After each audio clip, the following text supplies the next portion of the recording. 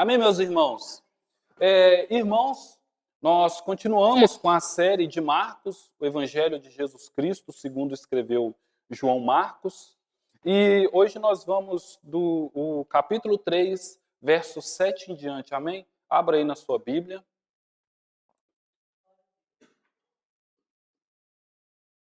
João Marcos, capítulo 3, verso 7 em diante. Eu vou deixar ali no telão para facilitar para a gente, para ser mais prático. Glória a Deus. Aleluia. Semana passada a gente falou sobre a cura, né,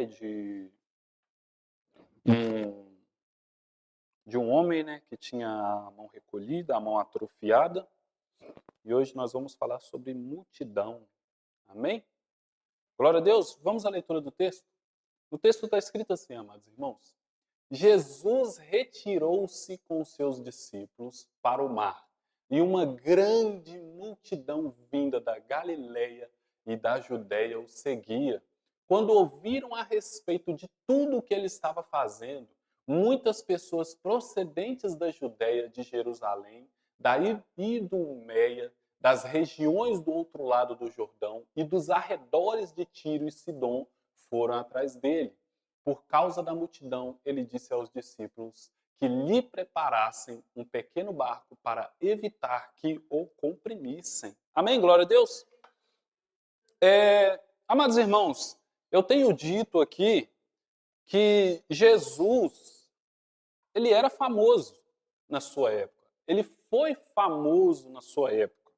Ele foi famoso pelo seu ensino, que era um ensino maravilhoso, que era um ensino grandioso e que esse ensino de Jesus tinha, como a gente leu em versos atrás, em capítulos atrás, era um ensino que tinha, esqueci a palavra, glória a Deus, aleluia. Mas era um juiz de alguém que tinha autoridade. As pessoas sentiam autoridade quando Jesus ensinava. Elas viam que a forma como os mestres ensinavam era de uma forma, e a forma que Jesus ensinava era de outra maneira totalmente diferente. Porém, não era só o ensino que Jesus trazia que pegava essas pessoas e arrebatava elas para próximo dele. Não era somente o ensino, mas era também os sinais milagrosos que Jesus praticava. Jesus expulsou demônio, Jesus curou pessoas, e Jesus também tinha suas polêmicas, como a gente falou em versos atrás. E eu lembro que na última ministração, na última e na penúltima ministração, eu falei que nós estávamos num momento de tensão no livro de Mateus. Mateus não, no livro de Marcos. Por que era um momento de tensão? Porque Jesus ensinava bem e Jesus fazia milagres. Porém, Jesus fazia coisas que a religiosidade daquela época não aceitava. Jesus perdoou pecados. Antes de Jesus falar para aquele homem se levantar do seu leito, Jesus disse para ele: os seus pecados estão perdoados. E na cultura deles, naquela época, os pecados eram perdoados a partir do momento que você pegava o seu sacrifício, levava até o templo, o sacerdote lá fazia o sacrifício, toda a expiação, tudo mais, e aí o seu pecado era perdoado ali. Não tinha como um homem virar para outro homem e dizer: os seus pecados estão perdoados. Porém, Jesus, ele olhou para um homem e disse: os seus pecados estão perdoados. Então, esse foi o primeiro momento de atrito. Jesus, ele toca no leproso. Nós sabemos, não pode tocar em pessoas impuras, pessoas que têm pecado. Então, outro atrito ali. Tem a questão do sábado. Tem a questão dos discípulos dele não fazer jejum. E tem na semana passada que num sábado, Jesus dentro da sinagoga, num dia de culto, Jesus trabalhou, que foi Jesus fez um milagre. E como nós falamos na semana passada, Deus trabalhou durante 6 dias. E no 7º dia, Deus descansou. Deus não fez milagre, Deus não fez maravilha, nem nada mais no 7º dia. Deus descansou. Porém, Jesus, no 7º dia, ele fez algo que Deus não fez. Ele fez uma maravilha. Então, no entendimento deles, Jesus trabalhou. Então, Jesus, ele estava indo e criando esse atrito. com a religião judaica naquela época. E aqui, irmãos, nessa parte aqui, do verso 7 até o verso 19, é um momento de respiro, né? E a igreja aqui precisa um pouquinho de momento de respiro, né? Que a gente passou durante umas séries aí meio complicado, que nem para o YouTube foram, né? A série do... Memória hoje está boa, né? Mas passamos por da série da depravação total. E aqui, irmãos, é um momento de respiro. É um momento mais tranquilo no Evangelho de Jesus. Amém? Vamos à leitura do texto. Jesus retirou-se com os seus discípulos para o mar, e uma grande multidão, vinda da Galiléia e da Judéia, o seguia. Então isso aqui vem para confirmar o que eu estou falando com vocês. Jesus era famoso. Jesus foi famoso ao ponto de multidão seguir Jesus. Isso é bom? É bom. É bom. A gente às vezes tem uma ideia de Jesus que não condiz com quem Jesus foi. Não condiz com a pessoa histórica que Jesus foi. Tem pessoas que até hoje contestam se Jesus existiu ou não existiu, sendo que há milhares de registros da existência de Jesus, enquanto de Sócrates há 2 ou 3 registros. E pessoas não contestam a existência de Sócrates, mas contestam a existência de Jesus. Então Jesus foi uma pessoa famosa e as pessoas foram atrás de Jesus. E elas foram por quê? Elas ouviram a respeito de tudo aquilo que Jesus estava fazendo. Então as pessoas naquele tempo, que não tinham mais profetas, elas escutam, teve um homem que fez um homem que estava no leito, que não mexia mais, um paralítico, levantar e andar. Teve um homem que viu um leproso e quando esse homem tocou nesse leproso foi purificado. Não foi o homem que pegou a lepra, mas foi a lepra que saiu do outro homem. Tem um homem que ele encontrou outro homem com a mão atrofiada e essa mão voltou ao normal. Tem um homem que ele está ensinando maravilhas. E aí as pessoas foram atrás desse homem para ver o que esse homem ensinava. E sabe, irmãos, eu acho que esse é o caminho da igreja. Esse é o caminho natural da igreja. Essas pessoas foram atrás de Jesus por causa das maravilhas que Jesus praticava e foram atrás de Jesus por causa do ensino que Jesus praticava. Se a gente for colocar nas nossas igrejas hoje em dia o que leva as pessoas a irem até lá do que fez essas pessoas irem até Jesus, são coisas diferentes, são coisas distintas.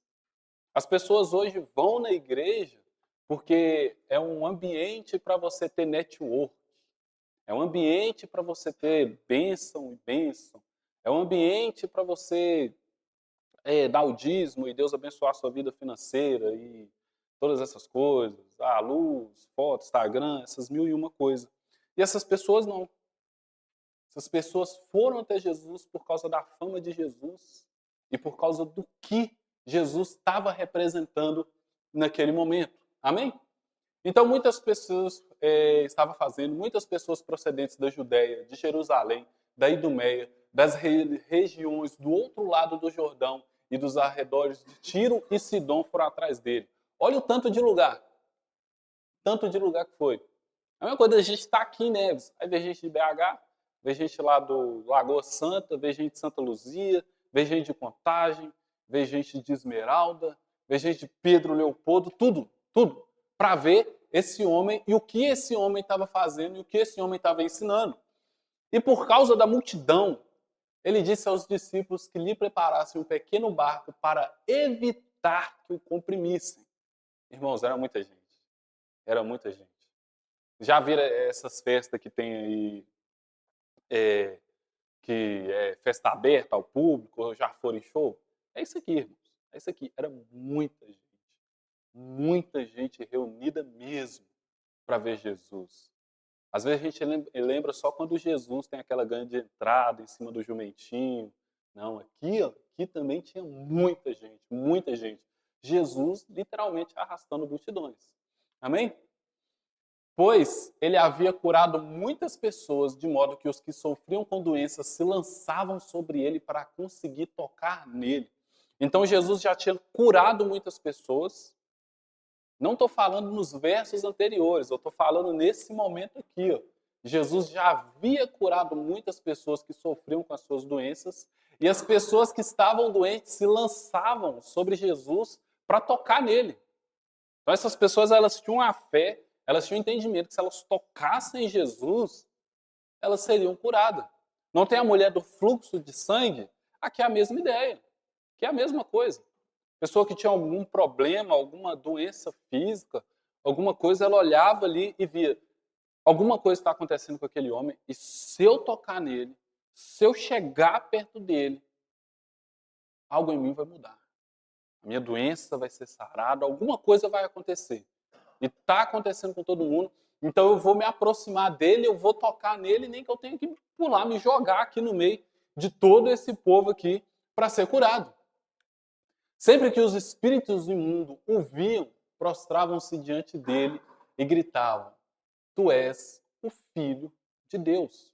Então, todas as vezes que as pessoas possuídas viam Jesus, os espíritos imundos gritavam: Tu és o Filho de Deus. Você é o Filho de Deus. Contudo, ele os advertia severamente de que não o fizessem conhecido. Irmãos, isso aqui é o segredo de Marcos. É só no livro de Marcos que tem esse negócio aqui de Jesus falar para não contar quem é ele, né? Aqui é uma questão teológica que os teólogos ficam brigando. Eu não vou entrar no meio, né? Deixa eles brigar. Amém? E aí, irmãos, aqui a gente já vai para outra parte. Jesus subiu a um monte e chamou a si aqueles que ele quis, os quais vieram para junto dele. Lembra? Tem uma multidão. Jesus sobe ao monte e chama para si aqueles que Jesus quis, os quais vieram para junto dele. Então escolheu 12, a quem também designou apóstolos para que estivessem com ele e fossem enviados para pregar e exercessem autoridade para expulsar demônios. Estes são os 12 que ele escolheu: Simão, a quem deu o nome de Pedro, Tiago, filho de Zebedeu, e João, o seu irmão, aos quais deu o nome de Boanerges, que significa os filhos do trovão, André, Filipe, Bartolomeu, Mateus, Tomé, Tiago, filho de Alfeu, Tadeu, Simão e Zelote, e Judas Iscariotes, que o traiu. Então aqui, irmãos, a gente começa com uma multidão, várias pessoas, tanto de pessoas. Esse homem prega, esse homem cura, esse homem faz maravilhas. Se eu chegar perto desse homem, alguma coisa vai acontecer. E dentro dessa multidão, a gente tem 12. 12. 12 que vão exercer aquilo que Jesus ensina, aquilo que Jesus prega, aquilo que Jesus nos mostra. 12. E na nossa vida religiosa é assim, irmãos. É assim. Não é todo mundo que vai exercer. Não é todo mundo que vai fazer. Porém, irmãos, todos aqueles que se aproximam de Jesus, todos aqueles que se tornam próximos de Cristo, têm um chamado, irmãos. Têm um chamado a pregar o Evangelho. Não a pregar no púlpito, essa aqui é a parte fácil. E cá entre nós, essa aqui literalmente é a parte fácil. Essa aqui é a parte fácil. Todos nós somos chamados a pregar, mas não aqui. Não aqui. Todos nós somos chamados a pregar lá fora, irmãos. A encarar essa multidão. E nem sempre a multidão é como essa multidão, uma multidão que tem sede, uma multidão que quer conhecer, uma multidão que quer ver, uma multidão que quer abraçar, que quer tocar, que quer ver a mudança. Muitas vezes essas pessoas são pessoas que estão gripadas, mas que já se acostumaram com a sua gripe. São pessoas que estão com uma doença severa, mas já se acostumaram com essa doença.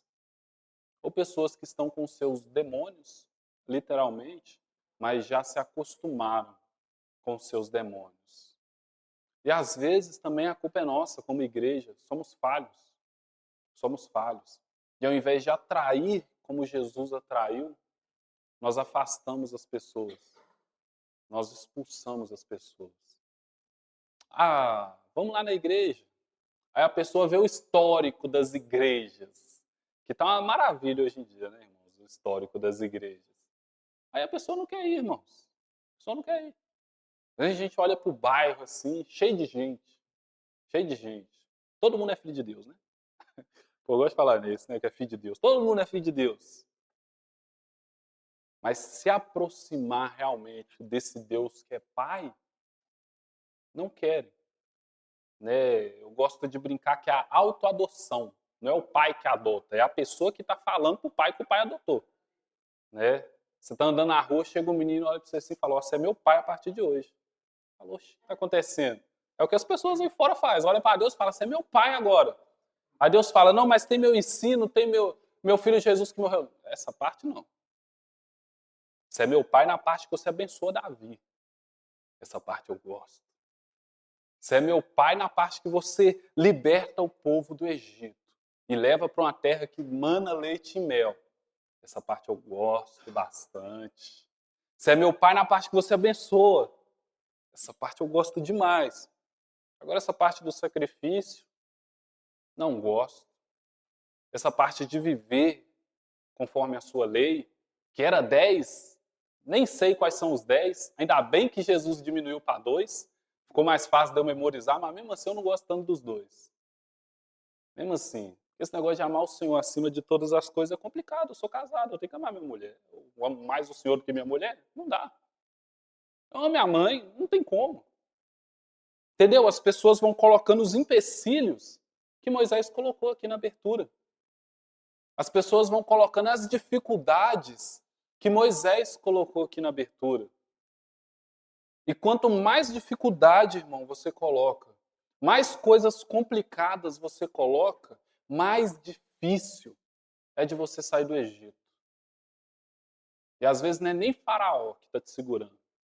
Às vezes é você mesmo que está se segurando na escravidão. Às vezes é você mesmo que está abraçando o diabo e que está falando: aqui está bom e confortável. Aqui está bom e confortável. Você olha para Deus, você vê a mão bondosa, mas você vê aquilo que você tem que seguir. Você olha para o diabo, você vê algum sofrimento, mas você vê a liberdade que você tem. Aí você olha e fala: eu vou para a liberdade do diabo. E fica lá. Então aqui, irmãos, era uma multidão. Era uma multidão que foi curada, uma multidão que foi sarada, uma multidão que seus demônios foram expulsos. E os milagres, Marcos nem colocou, senão não ia dar folha, né? Ia ser maior que Salmos, do livro de Marcos. Então Marcos falou: não, é melhor segurar um pouquinho aqui nos milagres e falar só os importantes. Mas dessa multidão, são 12 que sobem. São 12, irmãos. 12. São pouquíssimos. Pouquíssimos. E aí, dentre os 12, ainda tem essa orelha seca aqui, ó, do Judas. Dos 12, ainda tem um que você olha assim e fala: esse aí eu não gostei, não. Esse aí rouba. Esse aí é ladrão. Esse aí eu não gostei, não. Dos 12. E aí, se você for olhar os outros, irmãos, se você for olhar os outros, tem um João e um Tiago que falou para Jesus: Jesus, sabe, os samaritanos, eles não te aceitaram. Aí Jesus olhou e falou: eu vou entregar perdão. Perdão não, Jesus, taca fogo do céu. Queima Samaria, não te aceitou, é fogo. É fogo. Ó, não quer aceitar o Senhor. Quer bondade de pessoa? Taca fogo. Se você olhar mais um pouquinho, tem um Pedro que cortou a orelha do homem porque errou o pescoço. Né? Quem nunca, né? No pescoço errou, acertou a orelha. E quando foi pressionado, eu não conheço aquele homem. Não sei quem aquele homem é. Desses 12, irmão, só maratonista, porque quando chegou o povo para pegar Jesus, pensa em 12 que correram. Pensa nos homens que correu rápido. São esses 12 da multidão. E aí, irmãos, a gente pode estar na multidão. Ensino bom, milagres, maravilhas. E aí Jesus olha para a gente no meio da multidão e fala: ó, eu estou subindo um monte. Só nessa parte assim, alguns já desanimam, né? Pô, Jesus, que é isso? Morro. Subir um morro, subir um monte. tamanho desse monte aí? Vamos ficar aqui embaixo aqui, só aqui embaixo dá para conversar também. Ela fala, não, subiu um monte. Você. Você olha e você fala, tá bom, vamos subir um monte. Vamos ver o que vai acontecer depois que a gente subir um monte. Jesus falou, vocês vão pregar. Aí um começa, eu sou gago. Outro começa, minha voz é fina. Outro começa. Onde que a gente está aí, irmãos? Nesse texto. É onde que a gente está nessa história. E aonde a nossa história se encaixa. Porque, querendo ou não, irmãos, o Evangelho é uma história muito grande. Muito grande. E a gente faz parte dessa história muito grande que não acabou ainda. Mas nessa muralha enorme que é o Evangelho, aonde a gente está? Qual tijolinho que a gente é nessa muralha? Qual tijolinho que a gente é? A gente é um tijolo ali que está ajudando na estrutura do nosso tempo, obviamente, né? A gente está ajudando na estrutura do nosso tempo, ou a gente é aquele tijolo que está lá em cima lá. Se um passarinho voar errado, bater, cai para fora. Quem que a gente é? Como que a gente está? O Evangelho é sobre proximidade. Está próximo. Está próximo dos meus, está próximo de Deus e está próximo de Jesus. Vocês querem ficar ricos com o Evangelho? Ah, fazer o quê, né? Mas tenta, tenta não amar o reino do mundo, irmãos. Tenta não amar as coisas que o mundo dá. Tenta priorizar Jesus Cristo. Tenta priorizar Deus. Não é fácil, não. Não é fácil, não. E glória a Deus que não é fácil também. Glória a Deus. Só reclama também, que é tudo fácil. A vida virou micro-ondas. Agora tudo é 3 minutos. Não, glória a Deus. Glória a Deus. Glória a Deus. É amar quem nos amou. É escolher quem nos escolheu. É caminhar junto daquele que nos chamou a caminhar. E mesmo assim, nessa caminhada, se eu tropeço, se eu caio, Jesus me dá a mão. Jesus me dá a mão. Às vezes a gente caminha mais pela força de Jesus do que pela nossa própria força. Mais pelo incentivo do Espírito Santo do que pela nossa vontade, pelo nosso desejo. Isso é bom. Isso é bom. É bom também, às vezes, a gente parar e refletir se a nossa vida está de acordo mesmo com Ele. Está de acordo com tudo aquilo que Ele está nos ensinando. Que é bom aprender, né, irmãos? É bom aprender. Glória a Deus, aprender sobre o Evangelho é bom demais. Mas tem hora que a gente tem que pegar assim, pegar aquilo que a gente está aprendendo e colocar do lado das nossas atitudes. Será que coincide? Ou será que a gente virou só um pendrive? Taca conhecimento, taca conhecimento, taca conhecimento, mas não muda em nada. É a mesma coisa. Então, irmãos, hoje a palavra é curta, né? Muito tranquila, né? Mas é isso, irmãos. Existe uma multidão. Uma multidão. Tem gente que veio de perto, morava ali pertinho ali do Jordão ali. Só abriu a porta, Jesus já estava ali. Mas teve gente que veio lá de longe. Andou, andou, andou para ver Jesus. Para chegar perto de Jesus. Para estar lá naquele alvoroço. E aí depois daquele alvoroço, Jesus chama 12. Irmãos, que nós estejamos entre esses. Que nós estejamos entre a minoria. Entre a minoria. E que nós sejamos aqueles que vão viver o que Jesus quer que nós venhamos viver. Que nós não sejamos a maioria, que nós não sejamos a multidão e que nós não sejamos como o último dos escolhidos que a gente leu aqui. Amém? Então vamos orar? Senhor, meu Deus, meu Pai, muito obrigado por esta noite, muito obrigado pela Tua palavra, muito obrigado pelo Teu ensino, muito obrigado, Senhor, por tudo que o Senhor tem nos mostrado, que tem nos ensinado. Muito obrigado por todos os questionamentos, Deus. Muito obrigado, Senhor, por nos fazer olhar para a gente e nos fazer pensar: nós somos a multidão, nós somos a maioria, ou nós somos aqueles que estão próximos de Ti verdadeiramente, meu Pai? Nós somos aqueles, meu Pai, que foram curados uma vez, mas se afastaram de Ti, seguiram outro caminho. Nós somos aqueles, meu Pai, que querem continuar contigo, meu Pai. Nós não queremos ser aqueles, meu Pai, que foram abençoados uma vez e depois se esqueceram de quem o Senhor é. Mas nós queremos ser aqueles, meu Pai, que estão contigo, meu Pai, nas alegrias, nas bênçãos, mas também nos momentos difíceis, Senhor. Nós queremos ser aqueles, meu Pai, que sobem esse monte. Queremos ser aqueles que caminham no deserto. Queremos ser aqueles que atravessam tempestades. Queremos ser aqueles que são rejeitados pelo mundo, Senhor. Nós queremos ser esses junto do Senhor, meu Pai. Juntos do Senhor, meu Deus. Senhor, não permita, Deus, que nós venhamos ser aqueles, meu Pai, que não são rejeitados pelo mundo, meu Pai. Nós queremos ser rejeitados mesmo, meu Pai. Se seguir a tua palavra é ser rejeitado, nós queremos ser rejeitados, meu Pai. Tudo que nos importa é a tua presença, meu Pai.